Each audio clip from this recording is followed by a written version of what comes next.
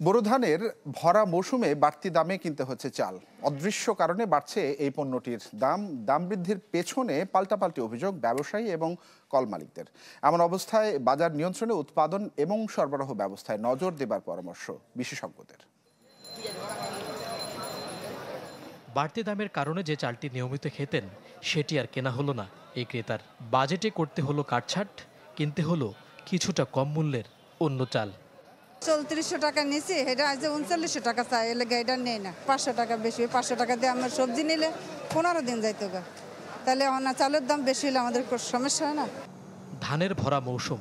সদ্য সমাপ্ত অর্থ বছরে বোরো ধানের উৎপাদন হয়েছে 2,26 লাখ টন, যা আগের অর্থ বছরের তুলনায় 16 লাখ টন বেশি।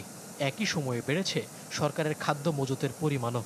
তারপরও অদৃশ্য কারণে মানভেদে প্রতি কেজি চালে 4 থেকে 8 টাকা পর্যন্ত বাড়তি গুণে দিশেহারা নিম্ন ও মধ্যবিত্তরা। পাল কিনিতাম 1800 টাকা, আজকে 1900 টাকা।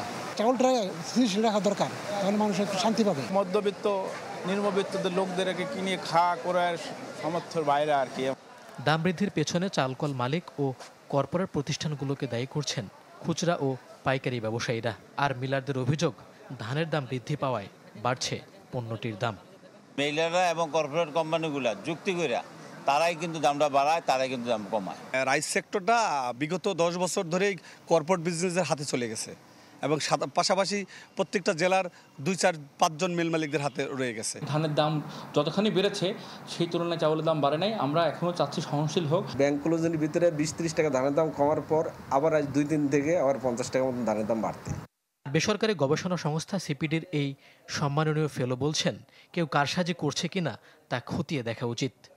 উৎপাদন কত হয়েছে, সরবরাহ কত, চাহিদা কত, আমদানি কখন হচ্ছে, কতটুকু হচ্ছে, স্টক কতটুকু, এইটার ব্যাপারেও আমাদের আরেকটু ভালোভাবে আমাদের গবেষণা ভিত্তিক পরিসংখ্যান যদি আমরা করতে পারি, তো তাহলে বাজারে সরবরাহ এবং চাহিদার সাময়িক পার্থক্যের কারণে যে বাজারে মূল্য বৃদ্ধির একটা প্রবণতা থাকে, একই সাথে অবশ্যই ম্যানিপুলেশন হচ্ছে কিনা সেটা তো দেখতেই হবে। এই বিষয়গুলোতে নজর দিতে হবে।